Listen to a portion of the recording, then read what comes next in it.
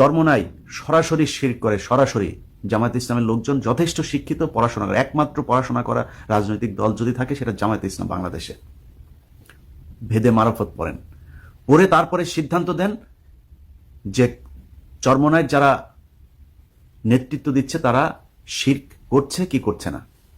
তো একজন মুশরিকের সাথে আপনি যা আতাত করবেন, বারবার জুতা মারে। কেন বললাম জামাতের গু খাওয়ার অভ্যাস আছে? বারবার জুতা মারে। এই চরমোনাইর যে ফয়জুল হক করিম, এই ফয়জুল হক করিম কতবার জুতা মেরেছে জামাত ইসলামকে, আপনি ইউটিউব খুঁজলেই পাবেন।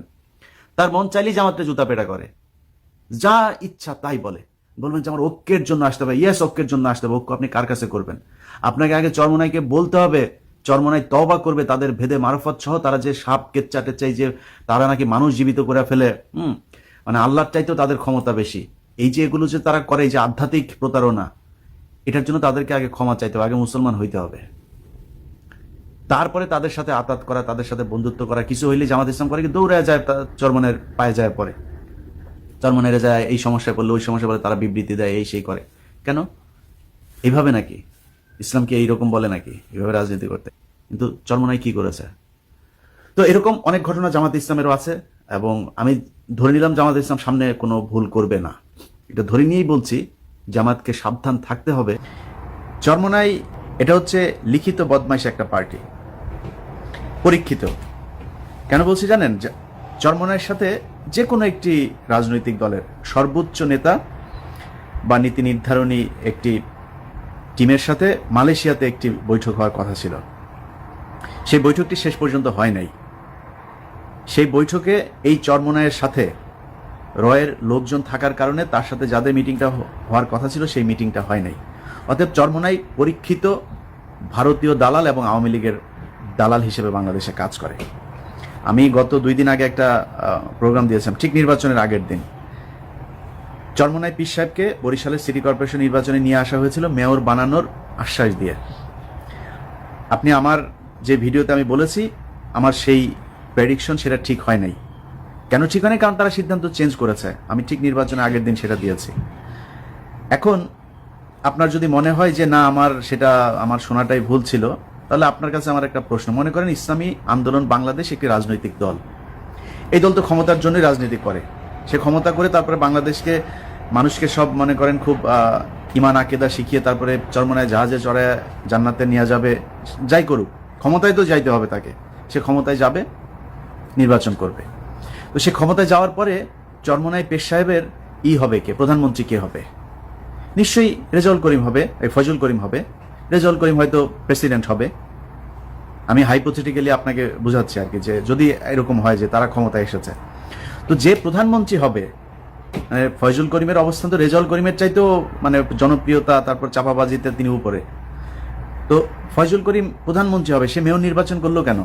কারণ তাকে বলা হয়েছিল যে আমরা মিডিয়ার কাভারেজটা একটু বেশি করে দেওয়াতে চাই, আপনি যদি অখ্যাত কোনো প্রার্থীকে যদি এখানে দেন সেক্ষেত্রে মিডিয়া অতটা কাভারেজ দেবে না। আপনাকে যদি দেওয়া হয় সেই কাভারেজটা অনেক ভালো হবে, অতএব আপনি এখানে প্রার্থী হন, আপনাকে মেয়র বানানো হবে। এই লোকটা চরমোনাই প্রস্রাব সামাল দিতে পারে না, এবং তিনি নির্বাচনে অংশ নিয়েছেন। নির্বাচনে অংশ নিয়ে তারপরে মার খেয়েছেন। এখন মার খেয়ে মনে করেন যে দাঁত ভেঙেছে, এটা শুধু এখন আবার ওদের তো ওই বিভিন্ন কথাবার্তা হচ্ছে, ওদেরকে ভোট দিলে নাকি ভোট পাবে রাসূল সাল্লাল্লাহু আলাইহি সাল্লাম। এখন দাঁত ভেঙেছে, সেটাকে আবার কদিন পরে হয়তো বা দিতে পারে যে এই দাঁত ভাঙার যেই মানে পুরস্কার, সেটা উহুদের দাঁত ভাঙার সমান হয়ে যেতে পারে। এরকম অনেক ব্যাখ্যা টাকা দিতে পারে। যাই হোক, এটা এই ইসলাম ধর্ম নিয়ে ভণ্ডামির যত কিছু আছে সেটাই চরমোনাই পেশাব করে থাকে। আমি আওয়ামী লীগকে নিয়ে যত ভিডিও তৈরি করি, তাই না, আওয়ামী লীগের শেখ মুজিবকে তো এমন কোনো কিছু নাই আমি বলি না, কখনো প্রমাণ সহ বলি, কখনো এমনিতে মানে আমি আলোচনা করি। তো আওয়ামী লীগের লোকজন আমার চ্যানেল এসে এত গালাগালি করে না, যেটা আওয়ামী লীগ। ওরা ফজরের নামাজ পড়ে এসেও গালাগালি করে। ইয়ে দেখা যায়, মানে আপনার আইডি দেখা যায়, পাগড়ি, ওদের ওই যে পাঁচকলি টুপি, হ্যাঁ, মানে দেখলেই বোঝা যায় যে এই চামড়া ব্যবসায়ী। তো এই চামড়া তুলা খায়, পোলাপানি দিয়ে চামড়া চুমড়া তোলায় খায়, আর সরকারি জমির মধ্যে যায় মাদ্রাসা একটা বানায়, এটা নিয়ে ব্যবসা, এই ব্যবসা। তো এদের কোনো রকম আপনার ওই চাইনিজ ফোন আছে না, আপনার কি বলে অ্যান্ড্রয়েড যে ফোনগুলো, এই ফোন একটা কেনে, ফোন কিনা তারপরে শুরু করে আপনার মানে গুতাগুতি, সারাক্ষণ ফেসবুক, বিশাল অ্যাক্টিভ। হ্যাঁ, চরমোনাইয়ের আপনি এদের চাইতে অ্যাক্টিভ ফেসবুকে আর কেউ নাই।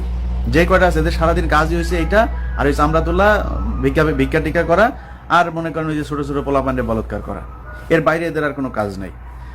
তো আমি, আপনারা যারা চরমনাই করেন, মানে সাধারণ যারা, আপনাদের দোষ দেয় না, কারণ মানুষ তো ব্রেন ওয়াশই হয়, প্রতিটা মানুষই। ধরেন আমি একভাবে ব্রেন ওয়াশ হয়েছে, আরেকজন আরেকভাবে। এখন কে 570 সাবানে ব্রেন ওয়াশ হয়েছে, কে ডিটারজেন্ট পাউডারে ব্রেন ওয়াশ হয়েছে, কে আপনার লাক্স সাবান দিয়ে ব্রেন ওয়াশ হয়েছে, সেটা হচ্ছে ডিপেন্ড করে। এখন আমি একটা দিয়ে ওয়াশ হয়েছে, আপনি আরেকটা দিয়ে, প্রতিটা মানুষই কিন্তু ব্রেন ওয়াশড, কারণ তাদের কোনো না কোনো একটা থিওরি ছোটবেলা থেকেই তাদেরকে বোঝানো হয়েছে যে এইটা। কেউ হয়তো পরে যায় চেঞ্জ হয়, বাট বেশিরভাগ মানুষই কিন্তু ওই বাবা মা ছোটবেলায় যেটা শেখায় সেটাই হয়। এই ছোট ছোট বাচ্চাদেরকে আপনার চরমনাই পীর সাহেব যে তাদের নিয়ন্ত্রণাধীন মাদ্রাসাগুলো আছে, সেখানে গরু, ছাগল, তারপরে হাঁস, মুরগি, সাপ, ব্যাং, এগুলোর কেচ্চা টেচ্চা শোনায় তারপরে আপনার তাদের ব্রেনগুলো ওয়াশ করে। তো এরা তো মানে মানসিকভাবে বিকারগ্রস্ত, এদেরকে যেটুকু শেখানো হয়েছে ওইটুকুই। দাদা হুজুর ওই গরুরে ডাকে গরু, আর গরু চলে আসে বাইং মাছের ওই যে টেটা দিয়ে এই করে, এগুলো শিখাইছে, এগুলোই এখন আর করতে পারে না। এখন করে দেখেন তাহলে বুঝবো না যে ঠিক আছে আপনি নবুদ চবুদ পেয়ে গেছেন, এখন কিন্তু করতে পারে না। তো তাদেরকে আমি বলবো যে ভাই, আমার কথা যদি খারাপ লাগে, আমি আপনার নিয়ে কিছু বলি না, আমি আপনার পেশ সাহেবরে নিয়ে বলছি, প্রস্রাবরে যায়, প্রস্রাবের কত টাকার সম্পত্তি আছে ওইটা যায় খোঁজ নেন। ইসলাম পৃথিবীতে এমনিতে আসে নাই, তারা যায় খোঁজ নেন যে কত টাকার সম্পত্তি তার আছে, ওইখান থেকে যায় বলেন আপনারা একটু হেল্প করতে, দেখেন করে কিনা। ওই মাদ্রাসায় যে পোলাপান পাতলা পাতলা ডাল খায়, আর তারা যে মাংস টাংস, গরুর মাংস, মুরগির মাংস, বড় বড় রান টান খায়, ওটা বলেন যায় একজন একটা সমস্যায় পড়ার পরে ইউটিউবে আছে, আপনাদের চরমনায় লোকজনই বক্তব্য আছে, যায় একজন আমারে মনে করেন গালি দিয়েছেন, এরকম একটা ভাই যায়, ওনাকে যায় বলবেন যে আমার বাবার অবস্থা খুব খারাপ, আমার মার অবস্থা মনে করেন খুব খারাপ, অসুস্থ, যায় বলেন তার টাকা পয়সা লাগবে, দেখেন সে কি করে, দেখেন আপনার কতটুকু সাহায্য করে। ওই সময় বুঝবেন যে দান খয়রাতের ওয়াজ করে, এই যে আপনাদের কাছ থেকে টাকা পয়সা আদায় করে না, দান খয়রাত তিনি কতটুকু করে, ওইটা তখন বুঝতে পারবেন।